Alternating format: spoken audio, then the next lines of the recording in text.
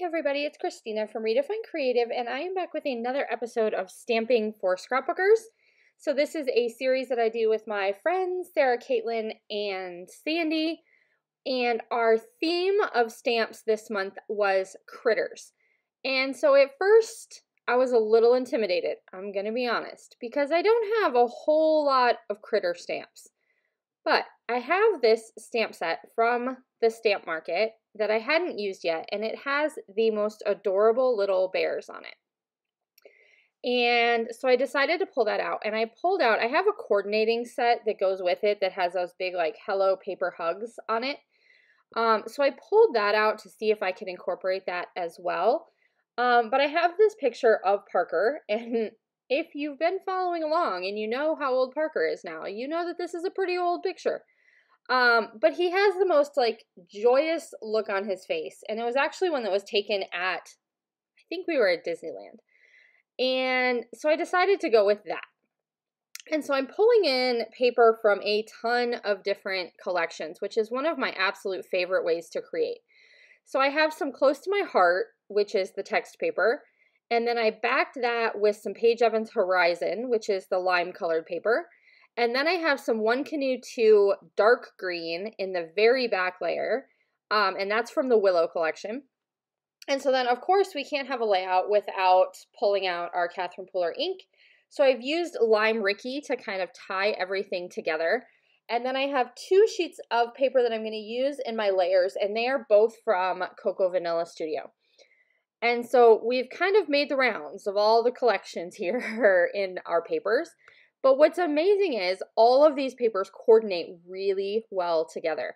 So please try to remember when you're digging through your stash, sometimes it is super fun to create within a collection, but it is also really fun to dig through and find combinations of papers that you might not have thought to combine from different collections that are completely different, but they can still create a really like united look.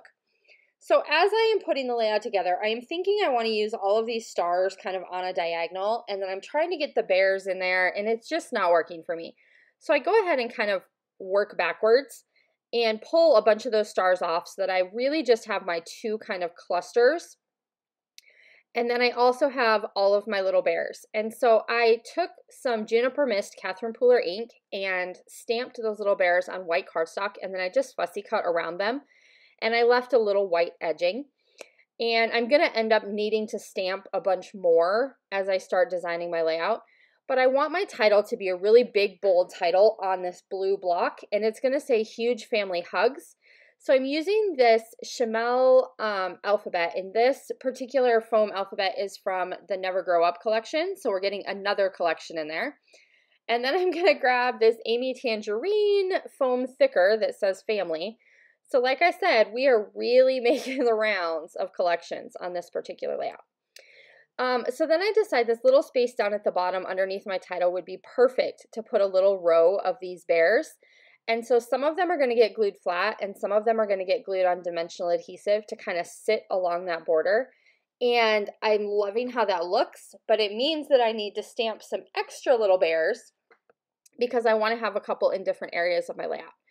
So as I am putting those together and kind of squishing them together a little bit, I didn't realize this until after when I'm looking at the layout, but it looks like the little gray like scallop die cut I put underneath is almost like little bodies, like it matches up perfectly.